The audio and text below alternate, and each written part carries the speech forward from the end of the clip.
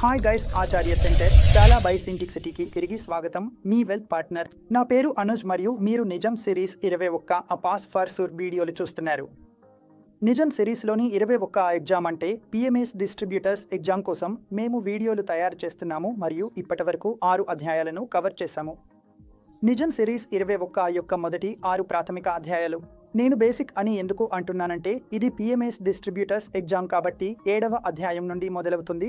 ఇంతవరకు పిఎంఎస్ యొక్క నిర్వచనం కూడా 7వ అధ్యాయం నుంచే ప్రారంభమవుతుంది. మొదటి 6 అధ్యాయాలు చాలా ప్రాథమికమైనవే. ఉదాహరణకు ఈక్విటీలలో పెట్టుబడి, డెట్లో పెట్టుబడి, ఫిక్స్డ్ ఇన్కమ్, సెక్యూరిటీలో పెట్టుబడి ఎలా చేయాలి, మ్యూచువల్ ఫండ్స్, డెరివేటివ్స్, ఇవి కొన్ని అధ్యాయాలు. ఇవన్నీ మనం చాలా బాగా కవర్ చేశాం. ఈరోజు మనం 7వ అధ్యాయాన్ని కవర్ చేయబోతున్నాం. అందువల్ల ఈ పిఎంఎస్ అంటే ఏమిటి, పోర్ట్ఫోలియో మేనేజ్మెంట్ సర్వీసెస్ అంటే అసలు ఏమిటి, అది కూడా 7వ అధ్యాయంతో ప్రారంభమవుతోంది. 7వ అధ్యాయం అంటే భారతదేశంలో పోర్ట్ఫోలియో మేనేజర్ల పాత్ర. ఇప్పుడు ఈ పట్టిక ద్వారా మనం ఈ అధ్యాయంలో ఏమేమి నేర్చుకోబోతున్నామో తెలుసుకుందాం. అందువల్ల 7వ అధ్యాయం పోర్ట్ఫోలియో మేనేజర్ల పాత్ర. ఈ అధ్యాయాన్ని చదివిన తర్వాత పాఠకులు వివిధ రకాల పోర్ట్ఫోలియో మేనేజ్మెంట్ సర్వీసుల గురించి, భారతదేశంలో పిఎంఎస్ యొక్క సంస్థాగత నిర్మాణం గురించి, పోర్ట్ఫోలియో మేనేజర్కు అవసరమైన నమోదు అవసరాలు, పోర్ట్ఫోలియో మేనేజర్ యొక్క బాధ్యతలు, పోర్ట్ఫోలియో మేనేజర్ యొక్క పరిపాలన, పోర్ట్ఫోలియో మేనేజర్లకు చేయాల్సినవి మరియు చేయకూడనివి గురించి అర్థం చేసుకోవాలి. అయితే ఇప్పుడు మనం ప్రారంభిద్దాం. నిజం సిరీస్ 21 పిఎంఎస్ డిస్ట్రిబ్యూటర్స్ ఎగ్జామ్లోని 7వ అధ్యాయం అంటే పోర్ట్ఫోలియో మేనేజర్ల పాత్రను. ముందుగా భారతదేశంలో పోర్ట్ఫోలియో మేనేజర్ల అవలోకనాన్ని చూద్దాం. ఒక ఆర్థిక పెట్టుబడిలో రిస్క్ మరియు రిటర్న్స్ అనేవి 2 ముఖ్యమైన పారామితులు అని చెప్పబడుతుంది. మనము ఎప్పుడైనా ఏదైనా పెట్టుబడి చేయాలనుకున్నప్పుడు దాని రిస్క్ను చూస్తాము మరియు దాని రిటర్న్స్ అవకాశాలు ఎంతవరకు ఉన్నాయో కూడా పరిశీలిస్తాము. సాధారణంగా చూస్తే ఎక్కువ రిస్క్ ఉంటే ఎక్కువ రిటర్న్ కూడా ఉంటుంది. అంటే మీరు ఎంత ఎక్కువ రిస్క్ తీసుకుంటే అంత ఎక్కువగా మీకు రిటర్న్స్ వచ్చే అవకాశాలు ఉంటాయి. అందువల్ల ఇక్కడ పోర్ట్ఫోలియో మేనేజర్ చాలా కీలక పాత్ర పోషిస్తాడు క్లయింట్ల కోసం కస్టమైజ్డ్ ఇన్వెస్ట్మెంట్ సొల్యూషన్స్ డిజైన్ చేయడంలో. ఒక పోర్ట్ఫోలియో మేనేజర్ మీకోసం ఆస్తుల బాస్కెట్ను ఎంచుకుంటాడు. ఇది రిస్క్ను తగ్గించడంలో సహాయపడుతుంది. అంటే మీకోసం ఇన్వెస్ట్మెంట్ ఆప్షన్స్ను ఎంచుకునే సమయంలో రిస్క్ తక్కువగా ఉండే మరియు రిటర్న్స్ వచ్చే అవకాశాలు ఎక్కువగా ఉండే ఇన్వెస్ట్మెంట్ ఆప్షన్స్ను ఎంపిక చేయడానికి ప్రయత్నిస్తాడు. కాబట్టి పోర్ట్ఫోలియో మేనేజ్మెంట్ అనేది ఆస్తుల బాస్కెట్ను ఎంచుకుని వాటిని నిర్వహించడం ద్వారా రిస్క్ను తగ్గిస్తూ ఇన్వెస్ట్మెంట్పై రిటర్న్ను ఎక్కువగా పొందేలా చూసే ప్రక్రియ. అందుకే ఒక పోర్ట్ఫోలియో మేనేజర్ ఎప్పుడు మీ పెట్టుబడులు మీకు ఎక్కువగా రాబడి ఇవ్వాలని కోరుకుంటాడు. అలాగే మీరు తీసుకునే రిస్క్ను కూడా ఆ ప్రత్యేకమైన సెక్యూరిటీలో కనీసానికి పరిమితం చేయాలని ప్రయత్నిస్తాడు. ఇప్పుడు మనం అర్థం చేసుకుందాం భారతదేశంలో పోర్ట్ఫోలియో మేనేజ్మెంట్ లేదా పోర్ట్ఫోలియో మేనేజర్లు అంటే ఏమిటి మరియు అవి ఎలా రిజిస్టర్ అవుతారు. ఒక పోర్ట్ఫోలియో మేనేజర్ అనేది బాడీ కార్పొరేట్. భారతదేశంలో పోర్ట్ఫోలియో మేనేజర్లు బాడీ కార్పొరేట్గా రిజిస్టర్ అవుతారు. అందువల్ల భారతదేశంలో పోర్ట్ఫోలియో మేనేజ్మెంట్లో ఉన్న అన్ని కంపెనీలు, భారతదేశంలో ఉన్న పోర్ట్ఫోలియో మేనేజర్లు అన్ని బాడీ కార్పొరేట్లు.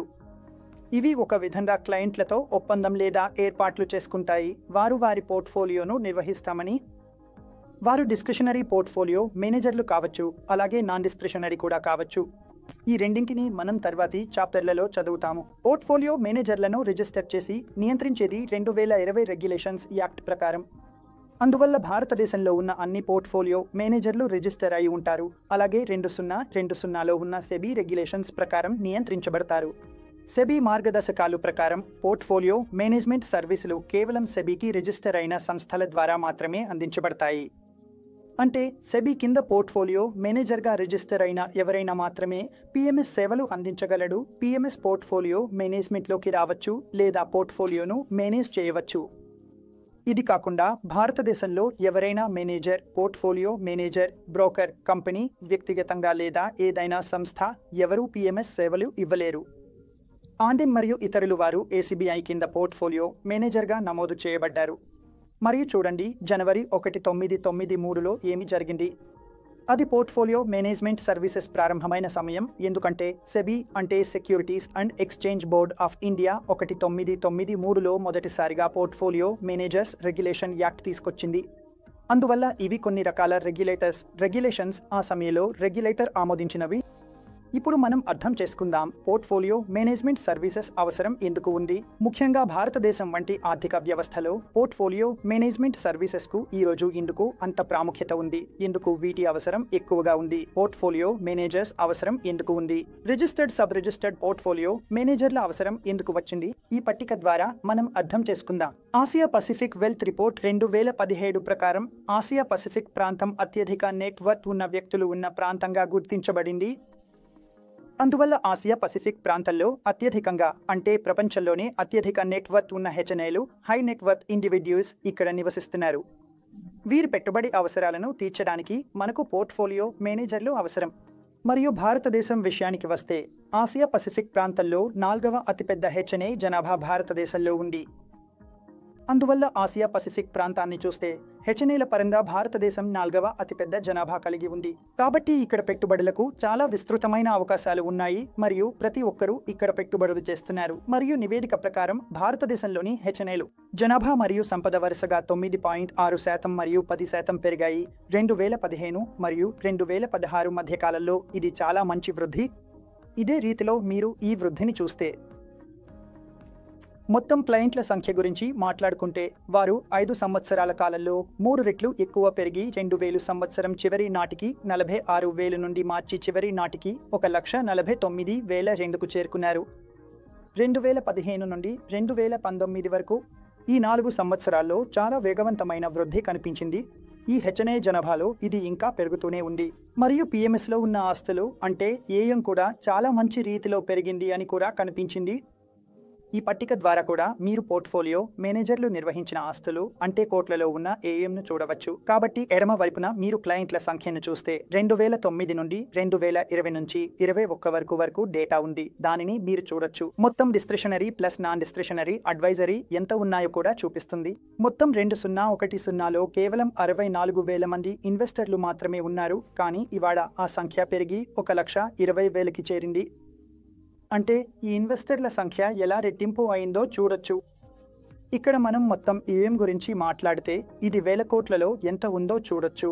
ఇది కోట్లలో ఉన్న ఈఎం 2011 నుంచి 12 వరకు ఈఎం 5,16,000 కోట్లుండగా 2020 నుంచి 21 వరకు 20 లక్షల కోట్లకు మించి పెరిగింది. ఇప్పుడు మనం భారతదేశంలో పోర్ట్ఫోలియో మేనేజ్మెంట్ సర్వీసుల రకాల గురించి మాట్లాడుకుందాం. చూడండి, ప్రొవైడర్ల ఆధారంగా 3 రకాలుగా వర్గీకరించవచ్చు. అసెట్ మేనేజ్మెంట్ కంపెనీల ద్వారా పిఎంఎస్, బ్రోకర్ హౌస్ లేదా బ్రోకరేజ్ హౌస్ల ద్వారా పిఎంఎస్, అలాగే బుటిక్ మరియు స్వతంత్ర పిఎంఎస్ హౌస్లు అంటే బుటిక్ పిఎంఎస్ కూడా. అంటే ఇక్కడ పిఎంఎస్ 3 విధాలుగా వస్తాయి.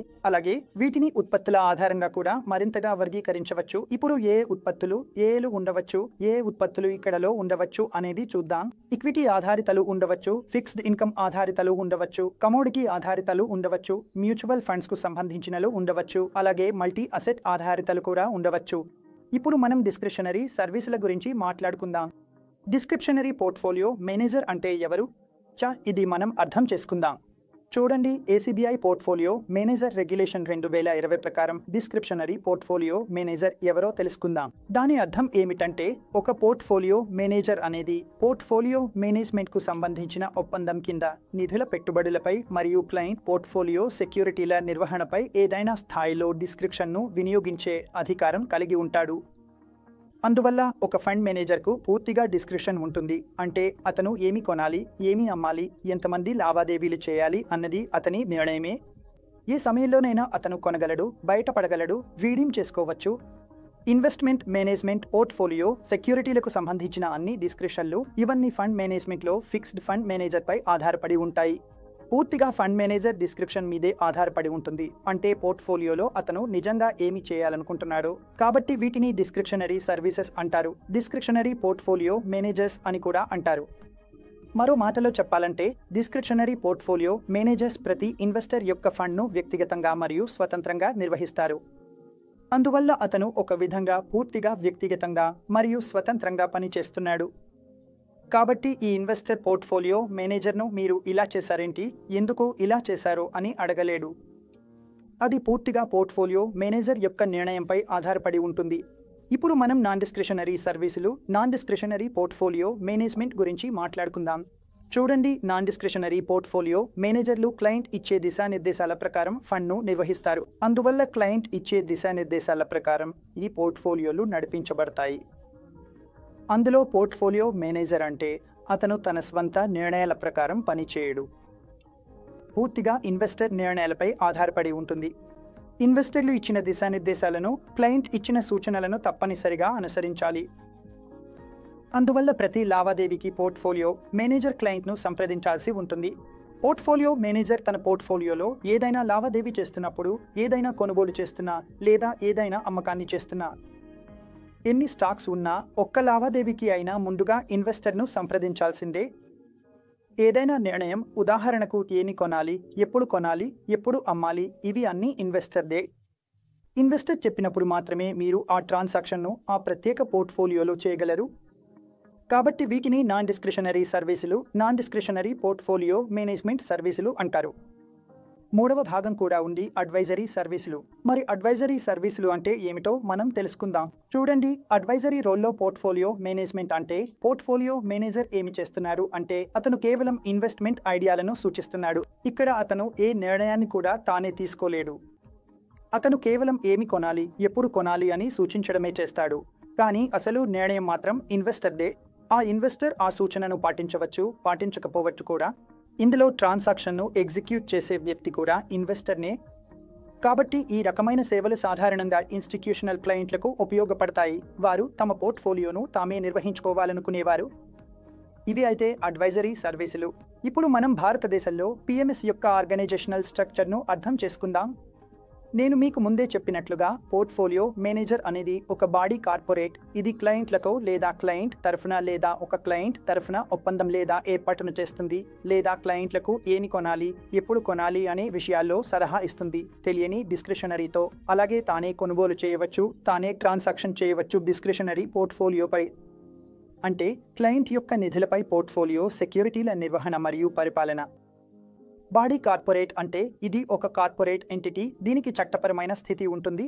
అందుకే ఇక్కడ మళ్ళీ బాడీ కార్పొరేట్ అని అంటున్నారు, ఎందుకంటే బాడీ కార్పొరేట్కు చట్టపరమైన స్థితి ఉంటుంది. ఇప్పుడు మనం బాడీ కార్పొరేట్ను చూద్దాం. కార్పొరేషన్ అంటే భారతదేశం వెలుపల నమోదు చేసిన కంపెనీ కూడా ఇందులో ఉంటుంది, కానీ ఇందులో చేర్చబడదు. ఇప్పుడు ఈ పట్టిక ద్వారా మనం అర్థం చేసుకుందాం బాడీ కార్పొరేట్లో ఏమేమి వస్తాయో.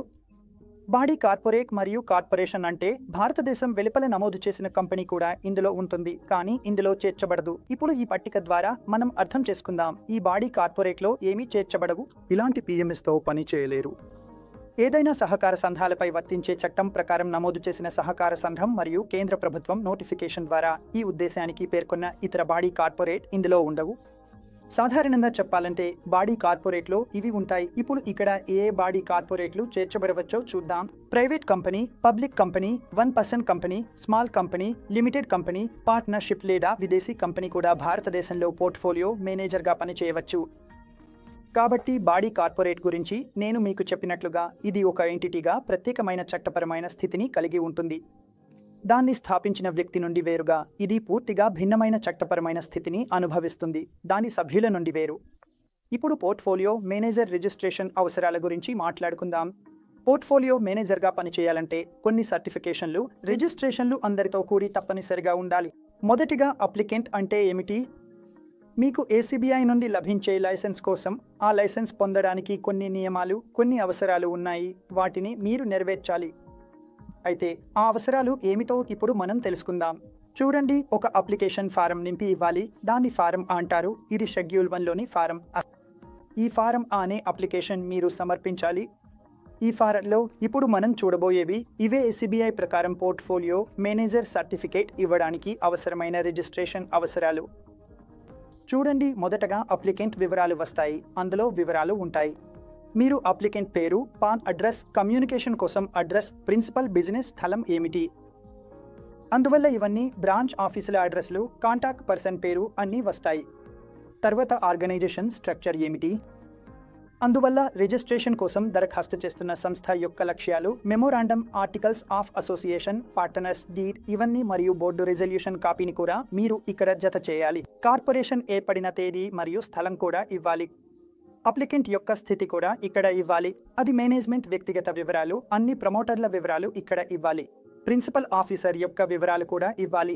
ఈ అన్ని విషయాలు ఇందులో ఉంటాయి మీది. తర్వాత ఇన్ఫ్రాస్ట్రక్చర్ సౌకర్యాలు ఎంత ఉన్నాయో, ప్రిన్సిపల్ బిజినెస్ స్థలం ఎక్కడ ఉంది, ఆఫీస్ స్పేస్ ఎంత ఉంది, పరికరాలు, ఫర్నిచర్, కమ్యూనికేషన్ సదుపాయాలు, డేటా ప్రాసెసింగ్, కంప్యూటర్ సదుపాయం, ఈ అన్ని విషయాలు మీరు చూపించాలి. 3 సంవత్సరాల బిజినెస్ ప్లాన్ ఇందులో చూపించాలి. మీ బిజినెస్ చరిత్ర, ముఖ్యమైన సంఘటనలు మరియు ప్రస్తుత కార్యకలాపాలు ఏమిటి? ఒక ప్రతిపాదిత బిజినెస్ ప్లాన్ మీరు చూపించాలి మరియు మీరు ఇది ఎలా సాధించగలరో వివరించాలి. అలాగే వచ్చే 3 సంవత్సరాల ప్రొజెక్టెడ్ లాభదాయకతను కూడా చూపించాలి. మీరు ఏ విధంగా ఎలాంటి టార్గెట్ లాభదాయకతలు పెట్టుకున్నారు, మీరు బిజినెస్ను ఎలా నడపాలని అనుకుంటున్నారు, అందుకే ఈ వివరాలన్నీ మీరు ఇవ్వాల్సి ఉంటుంది. ఇప్పుడు ఫైనాన్షియల్ ఇన్ఫర్మేషన్ విషయానికి వస్తుంది. ఇది చాలా ముఖ్యమైనది. ఈ విషయంపై ప్రశ్న రావచ్చు. మీ క్యాపిటల్ స్ట్రక్చర్ను అడుగుతారు. పెయిడ్ అప్ క్యాపిటల్ ఎంత ఉంది, ప్రస్తుత సంవత్సరానికి ముందు సంవత్సరానికి సంబంధించిన ఫ్రీ రిజర్వులు ప్రీసీడింగ్ ఇయర్ మరియు కరెంట్ ఇయర్లో ఎంత ఉన్నాయి, మీ వద్ద ఉన్న ఫ్రీ రిజర్వులు ఎంత ఉన్నాయి, అప్లికెంట్ యొక్క నెట్వర్క్ కూడా ఇవ్వాలి. రిసోర్సుల వినియోగం, మీ ప్రధాన ఆదాయ వనరులు ఏమి ఉన్నాయి, మీ నెట్ ప్రాఫిట్ గతంలో ఎంతగా ఉంది, ప్రధాన బ్యాంకుల వివరాలు మరియు ఆడిటర్ల వివరాలు కూడా సెబీ అడుగుతుంది. మరియు ఇతర సమాచారంలో మీరు ఎలాంటి వివాదాలు ఎదుర్కొంటే, గత 3 సంవత్సరాలలో పరిష్కరించిన వివాదాలు మరియు పెండింగ్లో ఉన్న వివాదాల వివరాలు ఇక్కడ ఇవ్వాలి. గత 3 సంవత్సరాలలో మీకు ఎలాంటి ఆర్థిక నేరాలు ఉన్నా అవి కూడా ఇక్కడ చూపించాలి.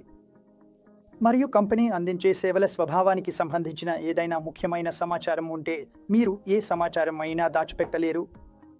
పిఎంఎస్ లైసెన్స్ విషయానికి వస్తే, భారతదేశంలో పిఎంఎస్ లైసెన్స్ ఇవ్వడంలో సెబీ చాలా కఠినంగా ఉంటుంది.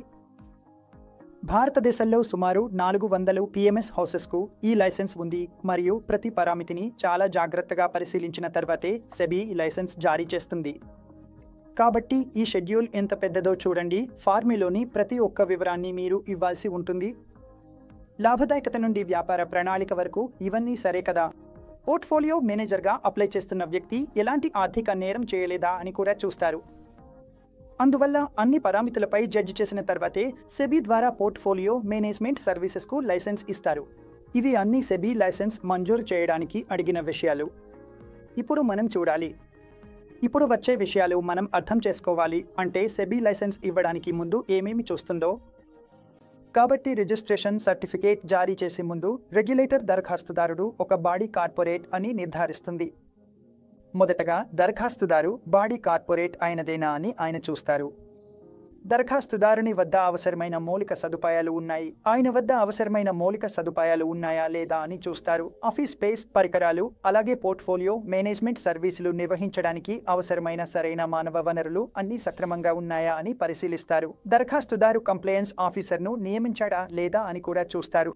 అతని వద్ద ఒక ప్రిన్సిపల్ ఆఫీసర్ కూడా ఉండాలి. అందులో ప్రిన్సిపల్ ఆఫీసర్కు ఫైనాన్స్లో కొన్ని ప్రొఫెషనల్ అర్హతలు ఉండాలి. ఆ అర్హతల్లో అవసరమైనవి ఏవైతే చెప్పబడినాయో సంబంధిత నిజం సర్టిఫికేషన్లు కూడా ఉండాలి. ప్రిన్సిపల్ ఆఫీసర్ మరియు కంప్లయన్స్ ఆఫీసర్కు అదనంగా కనీసం ఒక వ్యక్తి ఉండాలి. యూనివర్సిటీ లేదా సంస్థ నుండి గ్రాడ్యుయేషన్ అయి ఉండాలి. ఇవి కాకుండా మరొక వ్యక్తి ఉండాలి. అతనికి ఏదైనా కేంద్ర ప్రభుత్వ గుర్తింపు ఉన్న యూనివర్సిటీ నుండి గ్రాడ్యుయేషన్ డిగ్రీ ఉండాలి మరియు కనీసం 2 సంవత్సరాల అనుభవం ఉండాలి. అది పిఎంఎస్ సంబంధిత సేవలు, ఉదాహరణకు portfolio manager, stock broker, investment adviser లేదా ఫండ్ మేనేజర్గా ఉండాలి. ఏదైనా డిసిప్లినరీ చర్యను ఎవరు తీసుకున్నా నేరుగా లేదా పరోక్షంగా వాటన్నింటినీ కూడా సెబీ పరిశీలిస్తుంది. అలాగే అప్లికెంట్ ₹5 కోట్ల నెట్వర్త్ అవసరాన్ని కూడా నెరవేర్చాలి. అందువల్ల ఈ అన్ని విషయాలను సెబీ పిఎంఎస్ లైసెన్స్ ఇవ్వడానికి ముందు నిర్ధారిస్తుంది. ఇప్పుడు మనం పోర్ట్ఫోలియో మేనేజర్ యొక్క సాధారణ బాధ్యతల గురించి మాట్లాడుకుందాం. ఒక పోర్ట్ఫోలియో మేనేజర్కు ఏమేమి బాధ్యతలు ఉండవచ్చు? అయితే వారు పేర్కొన్న బాధ్యతలు ఏమిటో మనం ఇప్పుడు తెలుసుకుందాం. డిస్క్రిషనరీ పోర్ట్ఫోలియో మేనేజర్ అంటే మేము ముందే చెప్పినట్టు ఇక్కడ పోర్ట్ఫోలియో మేనేజర్కు నిర్ణయించే అధికారం ఉంటుంది. ఏది కొనాలి, ఎప్పుడు కొనాలి, ఏదైనా లావాదేవీ చేయాలంటే పూర్తి అధికారము పోర్ట్ఫోలియో మేనేజర్దే. అందుకే ఇది ఆ విషయాన్ని సూచిస్తోంది. కాబట్టి డిస్క్రిషనరీ పోర్ట్ఫోలియో మేనేజర్ క్లయింట్ అవసరాలకు అనుగుణంగా వ్యక్తిగతంగా మరియు స్వతంత్రంగా క్లయింట్ ఫండ్స్ను నిర్వహిస్తారు. అంటే క్లయింట్ అవసరం లేకుండా పోర్ట్ఫోలియో మేనేజర్ వారి ఫండ్ను నిర్వహిస్తున్నట్టు కాదు. క్లయింట్కు ఏ అవసరం ఉన్నా దానికి అనుగుణంగానే పోర్ట్ఫోలియో మేనేజర్ పనిచేస్తాడు. డిస్క్రిషనరీ మేనేజర్ కూడా ఈ విధంగా చేయాలి. అలాగే నాన్ డిస్క్రిషనరీ పోర్ట్ఫోలియో మేనేజర్ అయితే క్లయింట్ సూచనల ప్రకారం ఫండ్స్ను నిర్వహించాలి. అయితే నాన్ డిస్క్రిషనరీ పోర్ట్ఫోలియో మేనేజర్ ఏమి చేస్తాడు? ఫండ్స్ను క్లయింట్ సూచనల ప్రకారం నిర్వహిస్తాడు కాబట్టి ఈ బాధ్యతలు చాలా స్పష్టంగా పోర్ట్ఫోలియో మేనేజర్ చేతుల్లోకి వస్తాయి. అయితే మీకు ఒక ప్రశ్న కూడా రావచ్చు, అంటే ఈ బాధ్యత పోర్ట్ఫోలియో మేనేజర్దేనా? డిస్క్రిషనరీ, నాన్ డిస్క్రిషనరీలో అతను ఎలా పనిచేస్తాడు? ఎటువంటి సమయంలోనైనా పోర్ట్ఫోలియో మేనేజర్ 50 లక్షల రూపాయల కన్నా తక్కువ తీసుకోడు. పోర్ట్ఫోలియో మేనేజ్మెంట్ సర్వీసెస్లో కనీస పెట్టుబడి 50 లక్షల రూపాయలు. 50 లక్షల రూపాయల కన్నా తక్కువ చెక్కును పోర్ట్ఫోలియో మేనేజర్ ఎప్పుడూ అంగీకరించడు. అందువల్ల పోర్ట్ఫోలియో మేనేజర్ క్లయింట్ ఫండ్స్ విషయంలో ఫిడ్యూషియరీ సామర్థ్యంతో వ్యవహరించాలి. అంటే ఫైనాన్స్ మరియు చట్టాలు చెప్పిన విధంగా పోర్ట్ఫోలియో మేనేజర్ ఆ డబ్బును, అంటే క్లయింట్ ఫండ్ను పెట్టుబడి చేయడం, దానిపై చర్యలు తీసుకోవడం, దాన్ని నిర్వహించడం చేస్తాడు. పోర్ట్ఫోలియో మేనేజర్ క్లయింట్ హోల్డింగ్స్ మరియు సెక్యూరిటీలను ఒక ప్రత్యేక ఖాతాలో ఉంచుతాడు మరియు పోర్ట్ఫోలియో మేనేజర్ క్లయింట్ యొక్క నిధులను ఒక ప్రత్యేక ఖాతాలో ఉంచాలి. ఇది ఒక షెడ్యూల్డ్ కమర్షియల్ బ్యాంక్ ద్వారా నిర్వహించబడుతుంది. పోర్ట్ఫోలియో మేనేజర్ క్లయింట్ యొక్క ఫండ్స్ నుండి ఏదైనా ప్రత్యక్ష లేదా పరోక్ష లాభాన్ని పొందడు. పోర్ట్ఫోలియో మేనేజర్ క్లయింట్ తరపున ఎలాంటి నిధులను అప్పు చేయడు మరియు పోర్ట్ఫోలియో మేనేజర్ ఎలాంటి సెక్యూరిటీలను మూడవ పక్షానికి అప్పగించడు. అంటే ఏ క్లయింట్ డబ్బును తీసుకుని మరొకరికి ఇవ్వకూడదు. కాబట్టి ఇవన్నీ ఒక పోర్ట్ఫోలియో మేనేజర్ యొక్క బాధ్యతలు. అతను ఇవి చేయకూడదు లేదా చేయాలి. ఈ అన్ని పాయింట్లు పోర్ట్ఫోలియో మేనేజర్కు బాగా తెలుసు ఉండాలి మరియు ఇవి వారి సాధారణ బాధ్యతలుగా మారతాయి. ఇన్వెస్టర్ల పోర్ట్ఫోలియో పరిపాలన చూడండి. పోర్ట్ఫోలియో మేనేజర్కు ఒక విధంగా ఇది బాధ్యతగా మారుతుంది. అతను పోర్ట్ఫోలియోను నిర్వహించాలి మరియు నిధులను జోడించాలి, నిధులను ఒక విధంగా పరిపాలించాలి. నియంత్రణ చట్టంలో నియంత్రణ సంస్థలు చెప్పినట్లు చేయండి. అందరూ చెప్పిన విధంగా అదే ప్రకారం నిధులను వినియోగించాలి. ఇక్కడ రెండు ప్రముఖ అమలు మోడల్స్ ఉన్నాయి. మొదటిది పూల్ ఎగ్జిక్యూషన్. దానిలో అన్ని క్లయింట్ల కోసం ఒకేసారి ట్రేడింగ్ చేయడం జరుగుతుంది. అంటే ఒకేసారి ట్రేడింగ్ చేసి తర్వాత ప్రతి క్లయింట్ డీమాట్లో వ్యక్తిగతంగా సెక్యూరిటీలను కేటాయిస్తారు. అంటే బల్గా సెక్యూరిటీలను తీసుకుని తర్వాత వాటిని కేటాయించడం జరుగుతుంది. మరియు రెండవ భాగం ఏమిటంటే ప్రతి క్లయింట్ పేరుతో వేర్వేరు ట్రేడింగ్ చేయడం జరుగుతుంది. ఇవి అన్ని ఇన్వెస్టర్ల పోర్ట్ఫోలియో నిర్వహణకు సంబంధించినవి. ఇప్పుడు మనం నిధులను ముందుగానే ఉపసంహరించాల్సిన పరిస్థితుల గురించి మాట్లాడుకుందాం. చూడండి, కొన్నిసార్లు క్లయింట్లు మెచ్యూరిటీకి ముందే లేదా కాంట్రాక్ట్కు ముందే తమ డబ్బును తీసుకోవడానికి ప్రయత్నించవచ్చు. కాబట్టి ఒప్పందం ప్రకారం క్లయింట్ మరియు పోర్ట్ఫోలియో మేనేజర్ మధ్య ఏ ఒప్పందం ఉందో క్లయింట్ ఆ ఒప్పందం ప్రకారమే వ్యవహరించాలి. మరియు పోర్ట్ఫోలియో మేనేజర్ మరియు క్లయింట్ మధ్య జరిగే ఈ ఒప్పందంలో నిధులను ముందుగా ఉపసంహరించుకునే నిబంధన కూడా ఉండాలి. అందువల్ల పెట్టుబడి సమయంలో ఒక ఇన్వెస్టర్ సైన్ చేసే ఒప్పందంలో నిధులను ముందుగా ఉపసంహరించుకుంటే మీకు ఎలాంటి పెనాల్టీలు, ఎలాంటి ఛార్జీలు ఉంటాయో స్పష్టంగా రాసి ఉంటుంది. ఒక పోర్ట్ఫోలియో మేనేజర్ తన క్లయింట్ల పెట్టుబడులపై లాకిన్ విధించలేడు. అందువల్ల ఒక పోర్ట్ఫోలియో మేనేజర్ ఎలాంటి లాకిన్ విధించలేడు. ఏ పోర్ట్ఫోలియో మేనేజర్ కూడా మీరు మీ డబ్బు తీసుకోలేరు అని చెప్పలేరు. మరియు ఫిబ్రవరి 13, 2020 నాటి పిఎంఎస్ సర్క్యులర్ ప్రకారం పోర్ట్ఫోలియో క్లయింట్లు తమ పోర్ట్ఫోలియోను రీడింగ్ చేసుకోవచ్చు. ఎగ్జిట్ లోడ్ ఛార్జీలు క్రింద పేర్కొన్న విధంగా ఉంటాయి. అందుకే ఈ పట్టిక ద్వారా వివరించబడింది. పెట్టుబడి చేసిన మొదటి సంవత్సరంలో రీడింగ్ చేసే మొత్తంపై గరిష్టంగా 3% వసూలు చేయబడుతుంది. అంటే ఒక సంవత్సరం లోపల డబ్బు తీసుకుంటే 3% ఛార్జ్ పడుతుంది. రెండవ సంవత్సరంలో డబ్బు తీసుకుంటే 2% ఛార్జ్, మూడవ సంవత్సరంలో 1% మాత్రమే. 3 ఏళ్ల పెట్టుబడి తర్వాత తీసుకుంటే ఎగ్జిట్ లోడ్ ఉండదు. కాబట్టి చూడండి, ఇది నేషనల్ సేవింగ్స్ మిషన్ పుస్తకంలో ఉంది. ఇప్పుడు పోర్ట్ఫోలియో మేనేజర్ చేయాల్సినవి, చేయకూడదని విషయాలు చూద్దాం. ఒక పోర్ట్ఫోలియో మేనేజర్ ఏమి చేయాలి, ఏమి చేయకూడదు చూద్దాం. మన ముందుకు చేయాల్సినవి అనే పట్టిక వచ్చింది. అంటే పోర్ట్ఫోలియో మేనేజర్ ఏమి చేయాలి అనేది. మేనేజర్ మొదటగా తీసుకోవాల్సిన చర్యలు ఏమిటంటే తగిన చర్యలు తీసుకోవాలి అని చెప్పారు. ఎలాంటి ఇన్వెస్టర్ ఫిర్యాదు వచ్చినా ఫిర్యాదు అందిన తేదీ నుంచి 1 నెలలోపు పరిష్కరించాలి మరియు ఫిర్యాదుల సంఖ్య గురించి సెబీకి సమాచారం ఇవ్వాలి. ఎలాంటి ఇన్వెస్టర్ ఫిర్యాదు అయినా ఏ విధమైనదైనా దాన్ని 1 నెలలోపు పరిష్కరించి ఇవ్వాలి మరియు అన్ని డేటాను సెబీకి పంపాలి. పోర్ట్ఫోలియో మేనేజర్ ఎప్పుడూ ప్రవర్తన నియమావళిని పాటించాలి. ఆ కోడ్ ఆఫ్ కండక్ట్కు విరుద్ధంగా ఏదైనా చేయడం అతనికి అనుమతి లేదు. పోర్ట్ఫోలియో మేనేజర్లు ఏదైనా చేయాలంటే తమ ప్రవర్తన నియమావళి కోడ్ ఆఫ్ కండక్ట్ లోపలే ఉండి చేయాలి. మూడవది, పోర్ట్ఫోలియో మేనేజర్ క్లయింట్ హోల్డింగ్స్ మరియు సెక్యూరిటీలను సమగ్రంగా చూసుకోవాలి మరియు వేరు ఖాతాలను నిర్వహించాలి. పోర్ట్ఫోలియో మేనేజర్కు చాలా అవసరం, ఎందుకంటే ఉన్న అన్ని క్లయింట్ల హోల్డింగ్స్ను వేరు ఖాతాల్లో ఉంచాలి. అంటే ఒకే డిమ్యాట్ ఖాతాలో లేదా ఏదైనా ఒక ఖాతాలో కాకుండా ప్రతి క్లయింట్ హోల్డింగ్ వేర్వేరు ఖాతాల్లో ఉండాలి. ఇది మనం ముందే కూడా చూసాం. అంటే పోర్ట్ఫోలియో మేనేజర్ క్లయింట్ల ఫండ్స్ను వేరు ఖాతాలో ఉంచాలి. ఇది ఒక షెడ్యూల్డ్ కమర్షియల్ బ్యాంక్ ద్వారా నిర్వహించబడుతుంది. అలాగే పోర్ట్ఫోలియో మేనేజర్ ఆ పరిమితులలోనే ఉన్న సెక్యూరిటీల్లో మాత్రమే లావాదేవీలు చేయాలి. ఆ పరిమితులలో భారతీయ రిజర్వ్ బ్యాంక్ నిబంధనల ప్రకారం ఉండాలి. మరియు పోర్ట్ఫోలియో మేనేజర్ ప్రతి క్లయింట్ యొక్క నిధులను వేరు చేస్తాడు. అలాగే పోర్ట్ఫోలియోలోని సెక్యూరిటీలను తన స్వంత ఖాతా నుండి వేరు చేస్తాడు. అంటే తన ఖాతా తన నిధులను వేరుగా ఉంచుతాడు, అలాగే క్లయింట్ల నిధులను వేరుగా ఉంచుతాడు. అలాగే క్లయింట్ల నిధులు మరియు సెక్యూరిటీలను సురక్షితంగా ఉంచే బాధ్యత కూడా అతనిదే. ఇప్పుడు డోంట్స్ గురించి మాట్లాడుకుందాం. పోర్ట్ఫోలియో మేనేజర్ ఏమీ చేయకూడదు. పోర్ట్ఫోలియో మేనేజర్ ఏమీ చేయకూడదు. పోర్ట్ఫోలియో మేనేజర్ ఎలాంటి ప్రత్యక్ష లేదా పరోక్ష లాభాన్ని పొందకూడదు. క్లయింట్ల నిధులు లేదా సెక్యూరిటీల ద్వారా మీకు వచ్చాయి మరియు మీరు దానిని నిర్వహించాలి.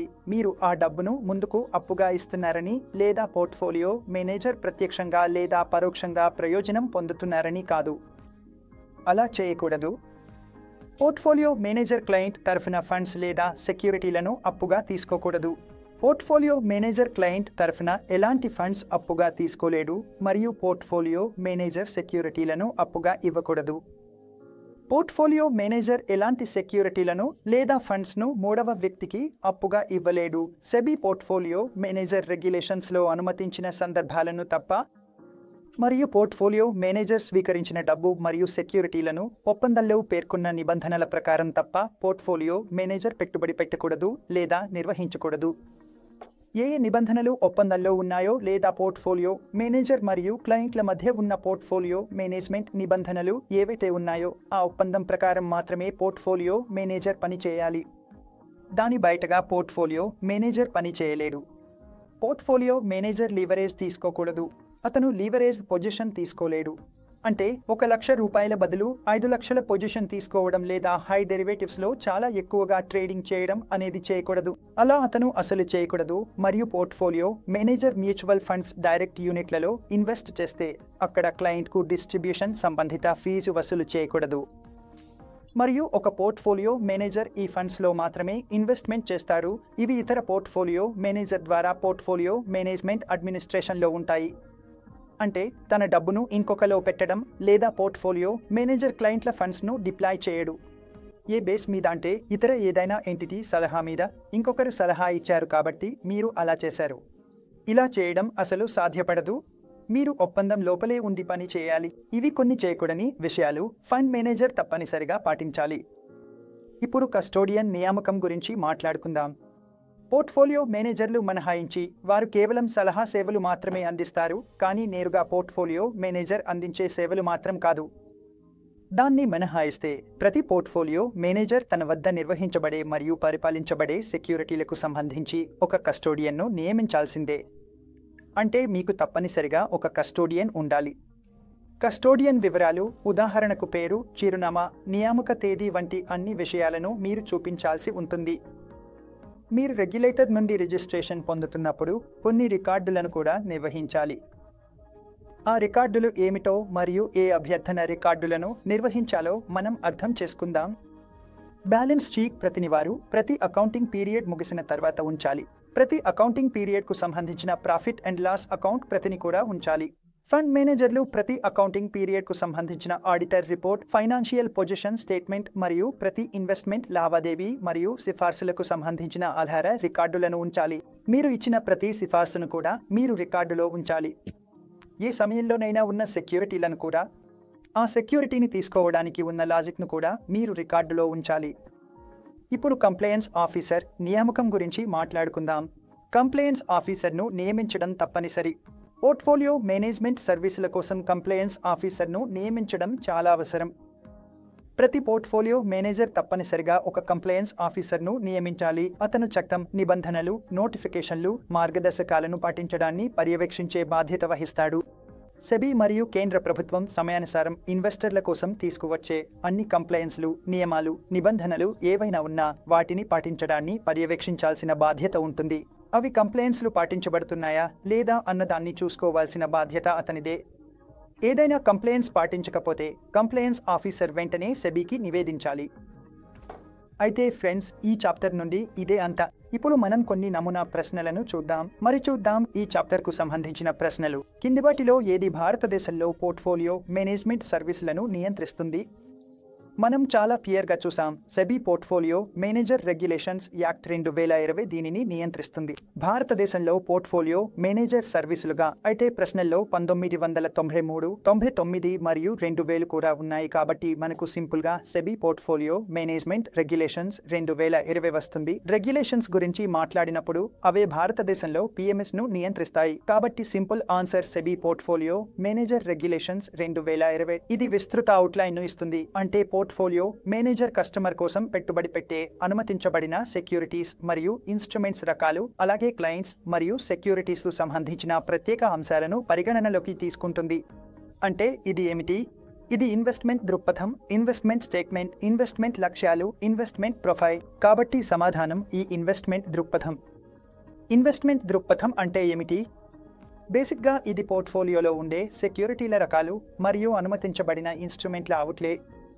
పోర్ట్ఫోలియో మేనేజర్ తన క్లయింట్ల కోసం ఏ రకమైన సెక్యూరిటీలలో ఇన్వెస్ట్మెంట్ చేస్తున్నాడు, ఏ ఇన్స్ట్రుమెంట్లలో ఇన్వెస్ట్మెంట్ చేస్తున్నాడు అనే విషయాన్ని ఇది సూచిస్తుంది. ఇవి అన్ని ఇన్వెస్ట్మెంట్ అప్రమేయంలోకి వస్తాయి. ఒకటి తప్ప ప్రతి పోర్ట్ఫోలియో మేనేజర్ తన పోర్ట్ఫోలియోకు సంబంధించి తప్పనిసరిగా ఒక కస్టోడియన్ను నియమించాలి అని నిబంధన ఉంది. కాబట్టి నేను మీకు స్పష్టంగా చెప్పినట్టు అడ్వైజరీ సర్వీసులు మినహాయించి ప్రతి పోర్ట్ఫోలియో మేనేజర్కు కస్టోడియన్ను నియమించడం తప్పనిసరి. అందువల్ల అడ్వైజరీ సర్వీసులు మినహాయించి డిస్క్రిషన్ మరియు నాన్ డిస్క్రిషన్ కేటగిరీలో ఉన్న అన్ని సబ్ పోర్ట్ఫోలియో మేనేజర్లకు కస్టోడియన్ను నియమించడం తప్పనిసరి.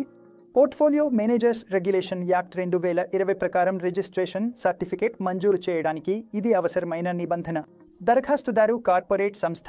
దరఖాస్తుదారునికి అవసరమైన మౌలిక సదుపాయాలు, తగిన కార్యాలయ స్థలం, పరికరాలు, మానవ వనరులు ఉండాలి. ఇవన్నీ పోర్ట్ఫోలియో మేనేజర్ కార్యకలాపాలకు అవసరం. దరఖాస్తుదారు కంప్లయన్స్ ఆఫీసర్ను నియమించాలి మరియు పై నిబంధనలు పాటించాలి. మనం చూసినట్లుగా పోర్ట్ఫోలియో రెగ్యులేషన్స్ యాక్ట్ 2020 ప్రకారం సెబీ నుండి రిజిస్ట్రేషన్ సర్టిఫికేట్ పొందడానికి నిబంధనలు ఉన్నాయి. ఇందులో దరఖాస్తుదారు తప్పనిసరిగా కార్పొరేట్ సంస్థగా ఉండాలి. అవసరమైన మౌలిక సదుపాయాలు, కార్యాలయ స్థలం, పరికరాలు అన్నీ ఉండాలి మరియు దరఖాస్తుదారు తప్పనిసరిగా ఒక కంప్లైన్స్ ఆఫీసర్ను నియమించాలి. అంటే సమాధానం పైవన్నీ అనే అర్థం.